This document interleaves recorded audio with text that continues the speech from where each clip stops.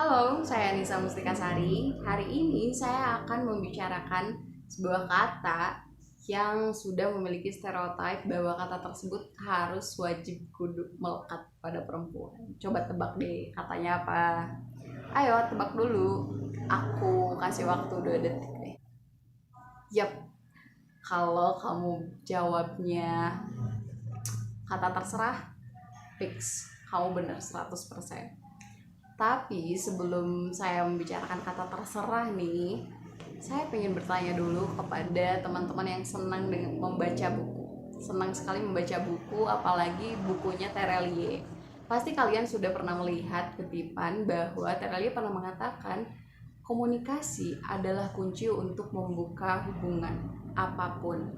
Dan seperti yang kita ketahui bahwa komunikasi merupakan sebuah kebutuhan manusia untuk dia bisa berinteraksi dengan manusia lain, baik menggunakan bahasa lisan maupun tulisan. Dan setiap orang yang berkomunikasi pasti menginginkan agar apa yang disampaikannya dapat diterima dan dipahami dengan baik oleh lawan bicaranya. Akan tetapi pada prakteknya sering sekali terjadi kendala ketika kita ingin menyampaikan bahasan yang ingin dibicarakan, entah itu muncul atau timbulnya karena faktor luar atau dalam bahasa itu sendiri. Tapi yang paling pentingnya adalah apakah bahasan tersebut dapat dipahami secara penuh atau justru malah sebaliknya tidak dapat dipahami sama sekali.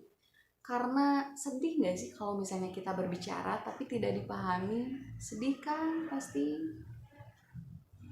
Tapi sebelum sedih-sedihan nih, kita perlu tahu dulu bahwa dari faktor-faktor yang menjadi kendala ketika kita berkomunikasi, faktor yang paling sering muncul adalah karena faktor ambiguitas. Ambiguitas kerap muncul ketika lawan bicara kita mengalami kesulitan untuk memahami apa yang kita bicarakan, karena apa yang dia dengar itu tidak sepaham dengan apa yang kita maksudkan. Misalnya nih, kata terserah. Ayo, siapa yang sering banget gunain kata-kata ini? Karena siapa sih yang gak asing lagi dengan kata tersebut? Tapi tahu gak sih kata terserah itu artinya apa sebenarnya?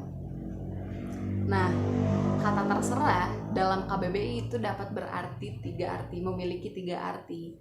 Pertama, dapat berarti sudah diserahkan kepada, atau dapat berarti tinggal bergantung kepada, atau juga dapat berarti masa bodoh. Kata terserah sudah menjadi kata yang sering banget digunakan ketika menjawab pertanyaan seseorang.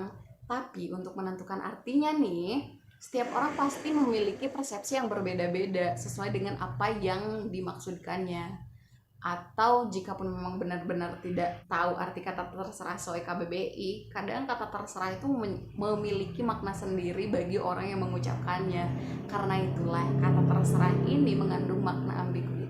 Oke, berbicara mengenai ambiguitas nih, dari buku yang pernah saya baca, ambiguitas ini merupakan kondisi linguistik atau kondisi bahasa yang dapat muncul dari berbagai cara. Artinya, ambiguitas muncul dengan versi bahasa yang berbeda, dan dalam hal ini, ambiguitas masuk ke dalam makna leksikal atau semantik leksikal. Dan sedikit mengenai semantik leksikal atau makna leksikal, yang dimana makna leksikal ini merupakan suatu kata yang ada dalam kata yang berdiri sendiri. Makna leksikal juga merupakan makna dari tiap kata yang ada dalam kamus. Untuk itu, ambiguitas dalam kata terserah ini merupakan ambiguitas leksikal yang terjadi pada tataran kata yang memiliki lebih dari satu makna. Ingat ya, lebih dari satu makna. Tadi saja di KBBI sudah 3 makna, apalagi kalau punya makna sendiri. Oke, dan pemakaian kata terserah ini sering terjadi karena adanya perubahan arti, yang biasanya perubahan itu disebabkan oleh pemakaiannya yang digunakan dalam bermacam-macam situasi. Entah itu ketika berdiskusi ataupun ketika berkomunikasi dengan pasangan, yang ujung-ujungnya tuh selalu menjadikan konflik gak sih? Iya gak sih? Oke, contoh nih. Contoh penggunaan kata terserah yang kerap muncul di kehidupan sehari-hari. Mau makan di restoran Italia atau restoran Jepang? Terserah. Ya udah, kita makan di restoran Jepang saja. Terserah. terserah. Cewek tuh membingungkan ya, tapi kata terserah udah lumrah kali. Cowok juga kadang suka bilang gitu, bahwa bau-bau ada konflik nih. Tapi tunggu. Seperti yang dari awal sudah saya katakan, bahwa kata terserah ini memiliki banyak sekali makna. Bahkan kata terserah ini jika pada situasi seperti itu dapat juga berarti, pertama dapat berarti bingung dengan pilihan, dapat berarti memang bodoh amat, dapat berarti marah, atau dapat juga berarti menyerah. Jadi untuk para pengguna kata terserah nih, siapapun deh yang suka pakai kata-kata ini, mau kalian perempuan atau laki-laki, apalagi penggunaan katanya pada saat situasi untuk menentukan pilihan makanan, jika penggunaan kata terserah pada situasi itu memang dimaksudkan untuk menyerahkan pilihan kepada pasangan, lebih baik klarifikasikan lagi niat tersebut dan tambahkan informasi tambahan, atau bertanya lebih lanjut mengenai keinginan atas kesepakatan keduanya. Misalnya kalimatnya bisa diganti menjadi seperti ini, terserah sih, tapi gimana kalau kita makan di restoran Jepang aja, kamu mau nggak?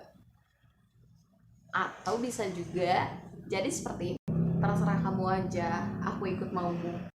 Terdengar lebih enak bukan? Dan tidak akan membingungkan, nggak akan jadi konflik juga. Nah, jika kalimatnya ditambah, diklarifikasikan lagi, kata terserahnya jadi memiliki makna yang jelas karena sudah ada keterangan selanjutnya pada kalimat yang kita ucapkan di selanjutnya. Nah, dengan demikian proses komunikasi akan berjalan dengan efektif dan juga akan memberikan pemahaman yang akurat tentang makna dari kata yang kita ucapkan, dan hal ini tentunya dapat menjadi pencegah dari timbulnya konflik dan juga akan meningkatkan kualitas hubungan kita dengan pasangan ataupun dengan lawan bicara kita siapapun itu. Jadi untuk para pengguna kata terserah, yuk sama-sama kita rubah kebiasaan kurang baik kita dengan mengurangi penggunaan kata-kata yang bermakna ganda pada saat berkomunikasi, karena dengan diperbaiki komunikasimu maka membaiknya kualitas hubunganmu. Itulah the power of terserah. Saya Nisa Mustika Sari, pamit undur diri.